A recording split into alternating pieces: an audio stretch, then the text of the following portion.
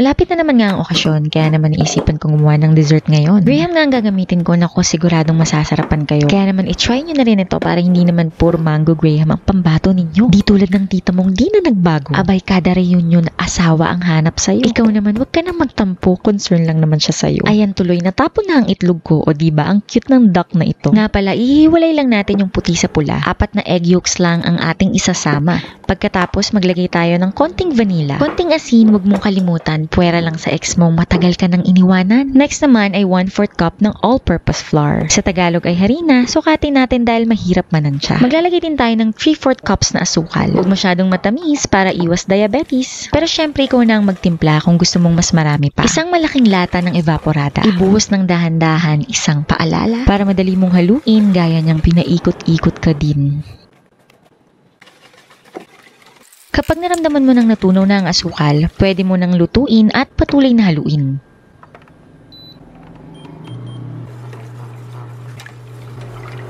Mararamdaman mong unti-unti itong lumalapot. Doon mo na nga ihuhulog yung butter. Kung wala kayong butter, pwede namang margarine. 1 stick butter ang aking gagamitin. Yung isang bloke nito ay 2 sticks satin. Pero nakita nyo naman, halos naubos na ang laman. Kapag nalagay mo na ang butter, patuloy mo lang na haluin. Huwag mong aalisan ng tingin. Hinalo ko lang hanggang sa lumapot. Pagkatapos, pinatay ko na yung induction cooker. I let it cool for 5 to 10 minutes. At dali-dali ko nang nilagay sa container para malagyan ng cling wrap. Isinagad ko yung paglalagay ng cling wrap hanggang sa matouch na yung custard filling para maiwasan yung pagka-crust ng ibabaw. Ilalagay ko ito sa ref pero pinalamig ko muna ng mga 20 to 30 minutes. Ito na nga yung ating custard filling na galing sa ref. Para maging maganda ang kanyang consistency ay hinalo ulit siya ng ating whisk. Pagkatapos, nagbukas na ako ng isang pack ng all-purpose cream, 250 ml at ilalagay ko na dito sa ating custard filling. Napakasarap nitong custard filling na to guys. Pwede nyo din siyang ipalaman sa inyong mga donuts at iba pa. Haluing mabuti pagkatapos pwede mo munang ibalik sa ref. Ito pala yung gagamitin kong container. Rectangular baking dish by Massflex. Next, sa isang lalagyan, maglalagay lang ako ng gatas. Pwedeng evaporated milk, pwedeng fresh milk. Konti lang, tansyahin nyo lang para hindi masayang. Dahil paglulubugan lang natin ito ng Graham ng baliktaran. Ito nga yung gagamitin naming crackers. Pinapili ko ang maigi si Kelvin. Mas maigi kasi kung hindi basag-basag yung Graham natin, ilulubog lang natin ng baliktaran yung ating Graham sa gatas. Para mas maging malambot ito at mas masarap kapag kinakain nyo. Inassemble ko na dito sa aking lalagyan. Basta ang goal, lahat ay matakpan. Next naman itong custard cream. Spread ko lang mabuti pagkatapos Graham naman ulit. Ulitin nyo lang yung proseso hanggang sa maubos yung custard cream nyo. Syempre, yung kasya sa container nyo.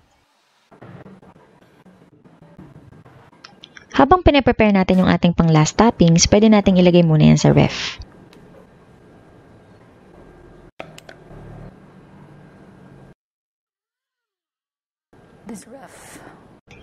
Meron ako ditong dark chocolate. Mga 250 grams. Sukatin natin para sure. Pagkatapos,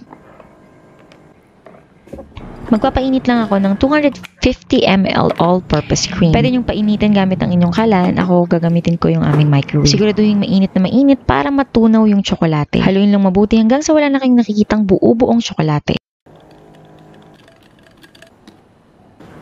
Ihulog lang natin sa ibabaw pagkatapos spread nating maigi. At dahil hapon ko na nga ito ginawa, gusto ko maganda pa yung lighting, kaya naman kinabukasan ko na siya binalikan. Ito na nga, sobrang excited na ako talaga namang gusto ko na siyang matikman. Kita nyo naman yan talaga namang nakakatakam. Kaya naman tamang-tama, itry nyo na to lalo't nalalapit na ang holidays.